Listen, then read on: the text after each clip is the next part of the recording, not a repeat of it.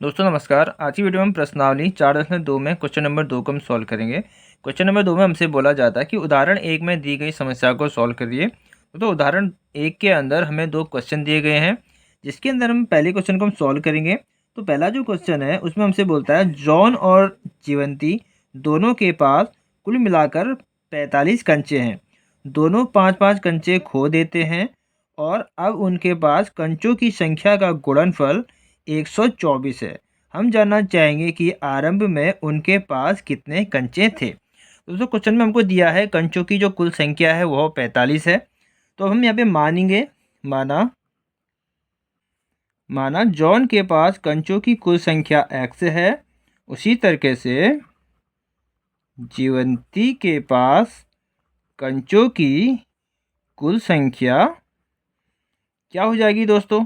Total हमको दिया है कंचों की संख्या 45, तो क्या हो जाएगी 45 माइनस एक्स। क्योंकि जॉन के पास तो हमने निकाल दिया एक्स, तो बाकी 45 में से हम एक्स से घटाएंगे तो जो हमारा बचेगा वो जीवंती के पास कंचों की संख्या निकल के आएगी। तो दोस्तों आगे क्वेश्चन में कहता है, यानी कि प्रश्नानुसार क्वेश्चन में आगे बोलता है कि दोनों ही 5-5 कंचे खो देते हैं। अब क्या दोस्तों, दोनों ही दोस्तों जॉन और जीवंती जो है 5-5 कंचे को खो देते हैं। तो 5-5 कंचे खोने के बाद उनके पास जो कंचों की संख्या होगी वो क्या बचेगी। तो हम लिखेंगे जॉन के पास संख्या। दोस्तों क्योंकि 5-5 कंचे दोनों खो दे रहे हैं तो जॉन के पास कंचों की संख्या क्या है एक्स। तो 5 उन्होंने खो दिया तो 5 को हम यहाँ से घटा देंगे। उसी तरीके से जीवंती के पास कंचों की जो अब संख्या होगी, क्योंकि जीवंती ने भी 5 कंचे खो दिए हैं तो इसमें से भी हम 5 घटा देंगे। तो जीवंती के पास जो कंचों की जो संख्या होगी दोस्तों 45 में से 5 हमारा माइनस हो जाएगा, वो हो जाएगा 40 माइनस एक्स। ठीक है, आगे क्वेश्चन में बोलता है कि जब वो 5-5 कंचे खो देते हैं तो उन दोनों का जो गुणनफल है वह दोस्तों 124 है।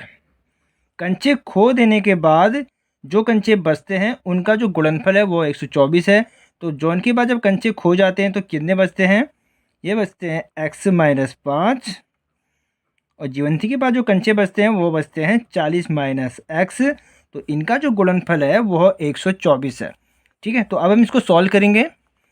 तो x का गुणा पहले इसमें करेंगे फिर 5 का करेंगे, तो हमारा इसको सॉल्व करेंगे तो x का हम इसमें गुणा करते हैं, ये आ जाएगा 40x plus minus minus x square.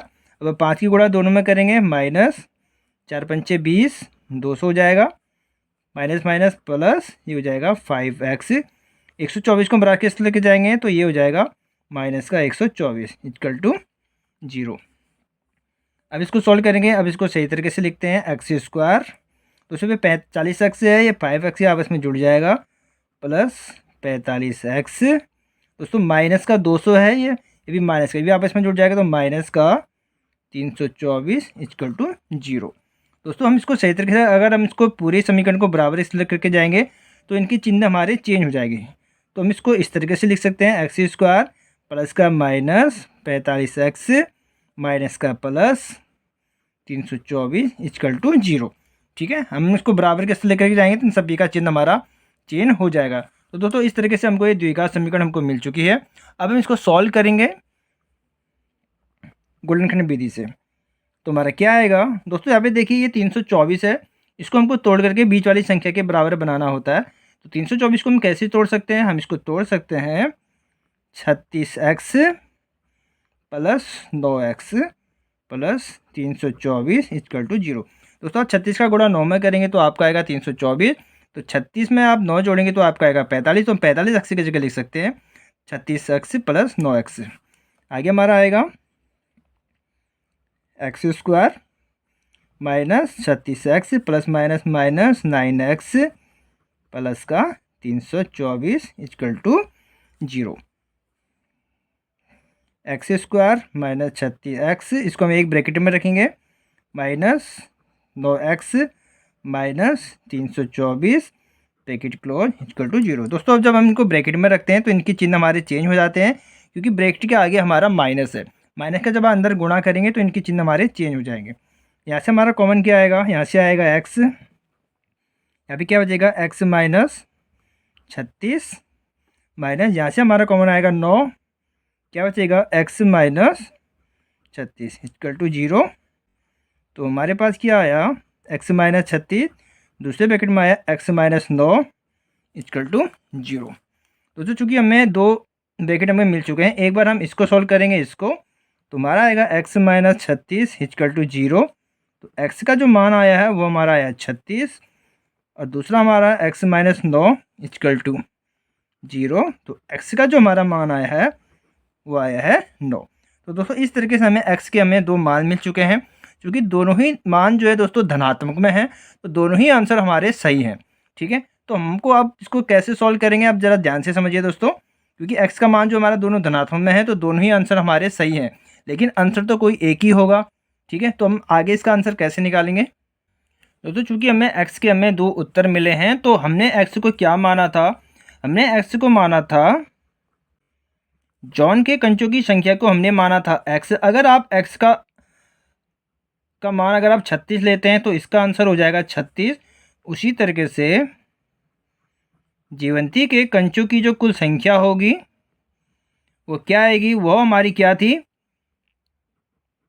45 minus x. तो 45 एक्स हमारा क्या आया 36। तो जीवंती के बाद जो कंचों की जो कुल संख्या होगी वो दोस्तों 9 होगी। दोस्तों अब जरा ध्यान से समझिए, हमने जॉन के कंचों की संख्या क्या ली है 36, क्योंकि हमारे आंसर दोस्तों दोनों ही सही है। अगर आप 9 लेंगे तो फिर भी आपका आंसर सही आएगा।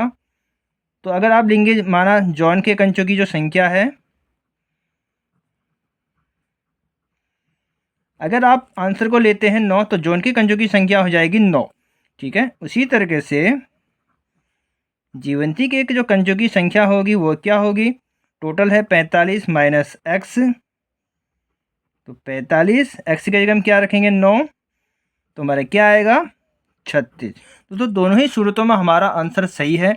अगर आप चाहते हो कि आपका आंसर सही है या गलत, आप कैसे चेक कर सकते हो दोस्तों, क्वेश्चन में हमसे बोला दिया था कि जब दोनों ही 5-5 कंचे खो देते हैं तो उनका जो गुणनफल है हमारा 124 है। ध्यान से समझिए, 5-5 कंचे को खो देते हैं हमने, आप मान लीजिए हम इसको राइट आंसर मानते हैं, 5 कंचे इसको खो दिए। ठीक है, जॉन ने 5 कंचे खो दिए, इसका बच्चा 31। ठीक है, जीवंती ने के 9 कंचे थे, इसने भी 5 खो दिया, तो इसका क्या बचा 4। इन दोनों का जो गुणनफल हमारा 124 आना चाहिए, तो 4 एकम 4, 3 चक्को 12। तो दोस्तों हमारा जो आंसर है राइट है। उसी तरीके से अगर आप यहाँ पर भी अगर इसको राइट आंसर लेते हैं, तो अगर 9 में अगर आप 5 घटाएंगे तो ये हमारा आ जाएगा 4 कंचे। जीवंती के पास आए थे 36 में से भी 5 कम कर देंगे तो ये आ जाएगा 31। इनका भी दोस्तों जो गुणनफल है तो ये हमारा कितना आ जाएगा दोस्तों 124। तो दोस्तों दोनों ही सूरतों में हमारे राइट आंसर है। अगर आप एक्स का मान 36 लेते हैं तो भी आपका आंसर सही है, अगर आप एक्स का मान 9 लेते हैं तो भी आपका आंसर सही है। ठीक है, तो दोस्तों इस तरीके से ये क्वेश्चन को हमने सॉल्व कर दिया है। मिलते हैं दोस्तों नेक्स्ट वीडियो में।